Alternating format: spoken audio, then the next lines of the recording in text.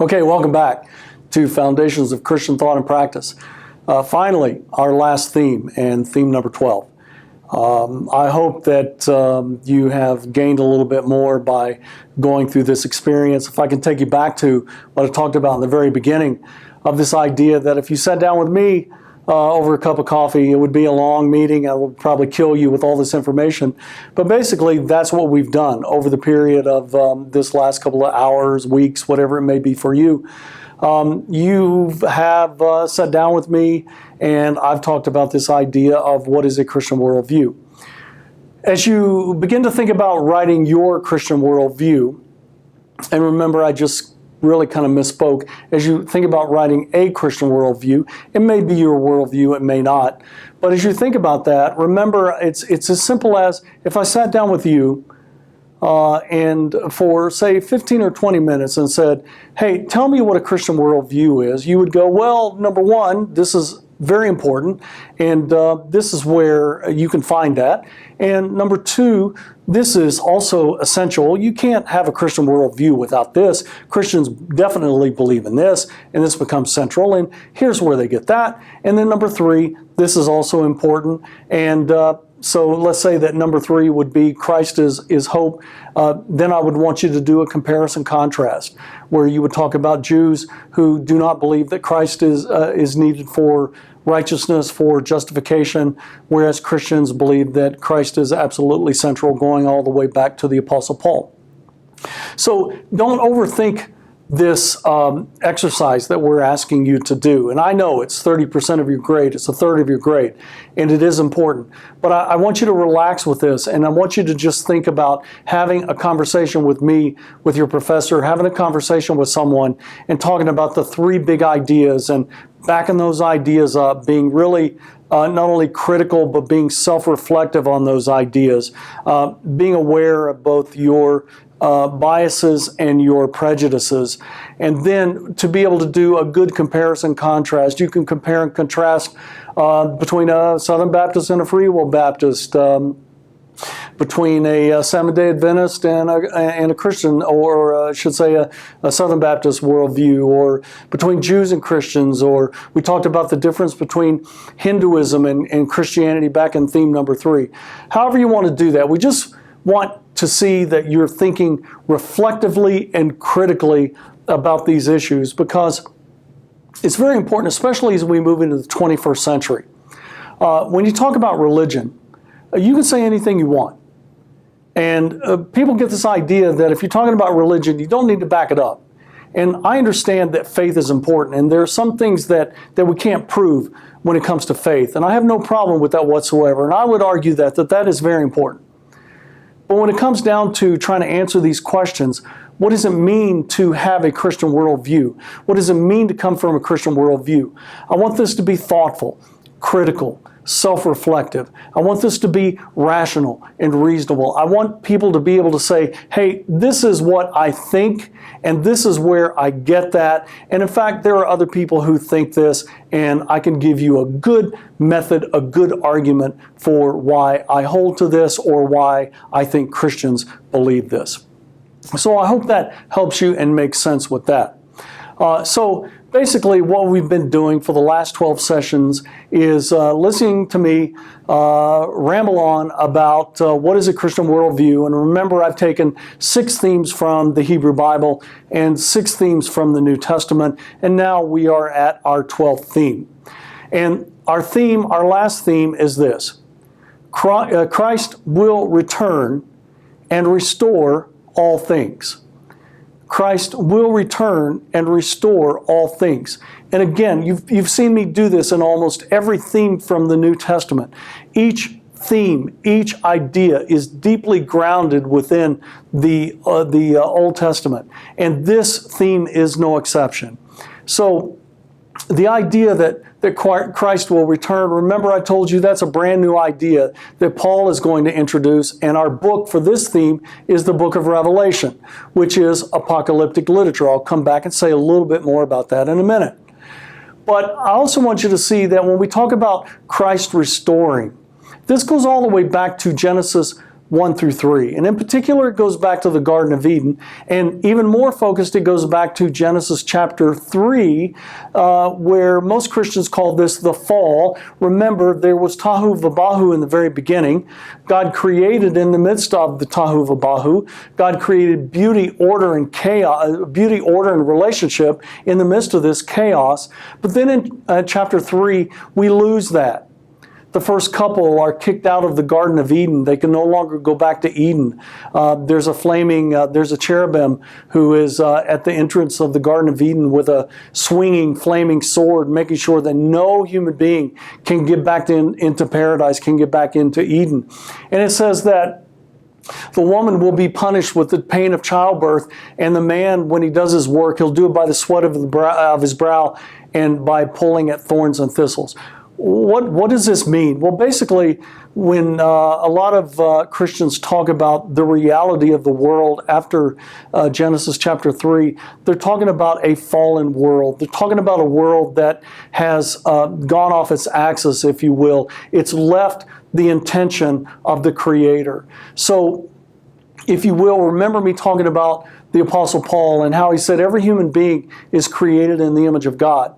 However, every human being also has the potential for bad. Every human being has the potential for evil because every human being has a sinful nature. And so now, after the Garden of Eden, the good news is human beings are conscious. They can know God. They can grow and they can have a journey and they can have a story. But now they live in a fallen, tragic world full of suffering. However, there is a time, and you can see this both in the Old Testament and the New Testament, there is a time when all things will be restored. And so what I want you to see is we've gone from Genesis to Revelation. We've gone from creation to the new heavens. We've gone from the fall to the redemption to eventually the fulfillment of everything. And so the book of Revelation is trying to wrestle with this idea of Christ coming back, not necessarily to bring violence and to bring, justice upon evildoers, but more than anything, to really restore what was lost in Genesis chapter 3. And so it's very interesting to look at this idea as we look at Genesis to Revelation. And so, if you will, the entire Christian scriptures go from Genesis to Revelation. The first two chapters in Genesis are Edenic, are beautiful. There is no fallenness. There is no suffering, if you will. And then, as a bookend, the last two chapters in Revelation doesn't occur in Eden.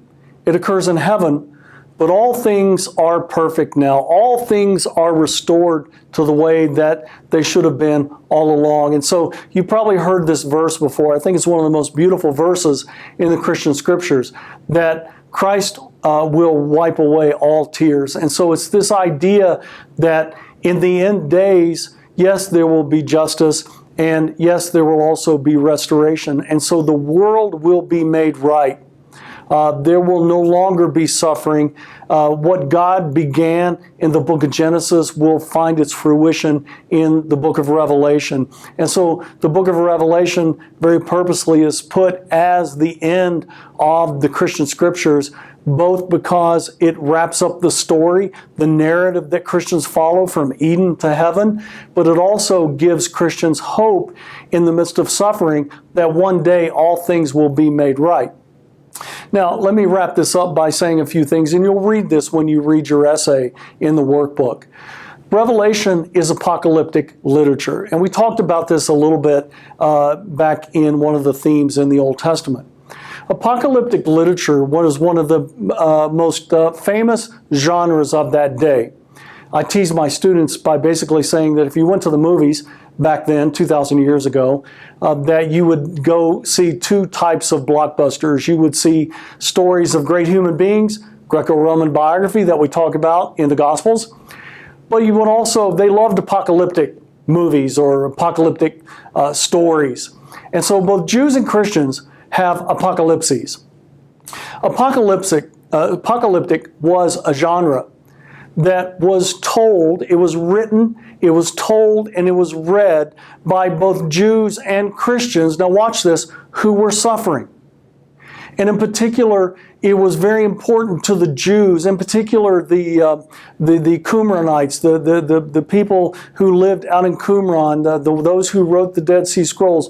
They lived in the desert waiting for the Messiah, and their oppressors were the priesthood back in Jerusalem and the Romans. And so apocalyptic literature was very important to the Dead Sea community because they were living a life of suffering. And they were looking for the Messiah to come and relieve them of suffering and bring justice to their world. The Christians, in particular, eventually as they get on into the 2nd century, they will begin to face increasing persecution for their faith. And many of you know about this. And so understand that the Revelation was written somewhere between probably 95 to 125. We don't know exactly, but it's one of the last books written that make it into the canon. And so we think that the book of Revelation was written to believers. It's apocalyptic. It was written to believers to give them hope in the midst of their persecution. And if you're being persecuted for your faith, there are two tendencies or two temptations. One is to leave your faith because you don't want to suffer the consequences. The other is to despair because where is God in the midst of this? How could God be both good and then allow suffering? And so apocalyptic literature, the book of Revelation is really wrestling with this idea of, can God be good in the midst of suffering? And what apocalyptic literature will teach is, yes, but we need to be patient. Yes, evil is winning now, but one day good will triumph. And in particular for the Christians, for the book of Revelation, Christ will actually accomplish that. So Christ will come back one day in the future, and in doing so, justice will reign once again on this earth, and then Christ will not only bring justice, but Christ will restore things exactly as God intended it in the very beginning. But I want you to understand, Christianity is not a journey back to Eden. Christianity is a journey from Eden to heaven. And so it's not trying to get back into perfection, if you will, or innocence. Christianity, with eyes wide open, is moving into redemption. And remember, I go back to a phrase I used back in the first theme, and that is, God is not in the business of perfection. God is in the business of redemption, which gives us great hope, no matter what we're experiencing now, whether success or whether poverty or whether suffering, wherever we may be, one day all things will be made right and justice will reign on the earth, and that's what Revelation is all about.